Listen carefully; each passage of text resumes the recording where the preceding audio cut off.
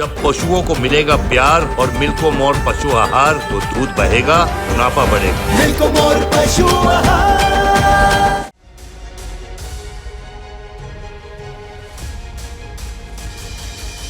उत्तर Korea में भी होने वाला है तख्ता पलट।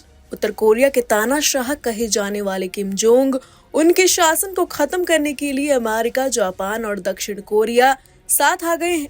ये तीनों देश उत्तर कोरिया के खिलाफ बड़े पैमाने पर साइबर वॉरफेयर लॉन्च करने वाले हैं।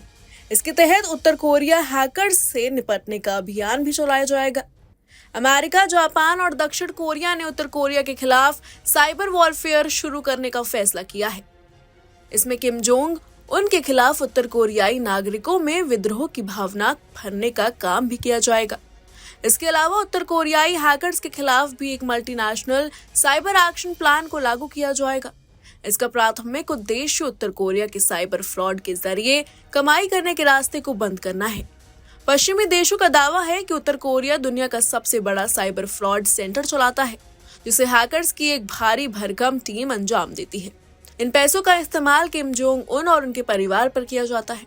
अमेरिकी विदेश विभाग ने कहा कि तीनों देशों के राजनयिकों की तीसरी बैठक में साइबर फ्रॉड के जरिए पैसे इकट्ठे करने और उसे सैन्य खर्च में इस्तेमाल करने की उत्तर कोरिया की क्षमता को बाधित करने पर सहमति बनी है।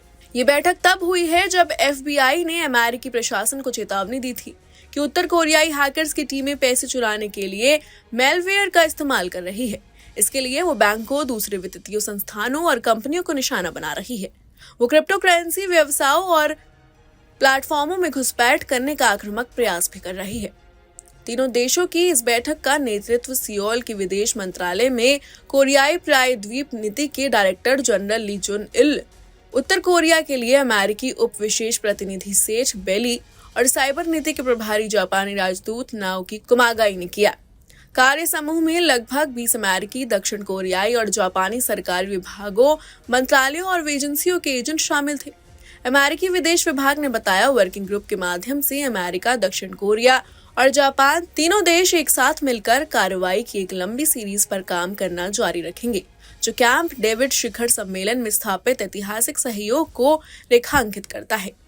इसमें DPRK की क्रिप्टो करेंसी की चोरी को रोकने, उनके इंफॉर्मेशन टेक्नोलॉजी नेटवर्क को जाम करने, उत्तर कोरिया से पैदा होने वाले साइबर खतरे को खत्म करने को लेकर भागीदारों के साथ काम करने और क्षमता निर्माण के प्रयासों को बढ़ाने पर जोर दिया गया।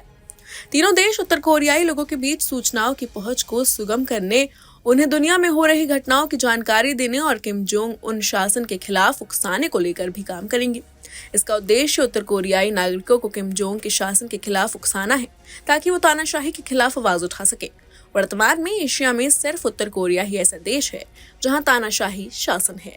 Bureau report, news nation. जब पशुओं को मिलेगा प्यार और मिल्को मोर पशु आहार तो दूध बहेगा, मुनाफा बढ़ेगा। मिल्को मोर पशु आहार। न्यूज नेशन अब व्हाट्सएप पर खबरों की ताजा अपडेट के लिए न्यूज नेशन के इस QR कोड को स्कैन करें।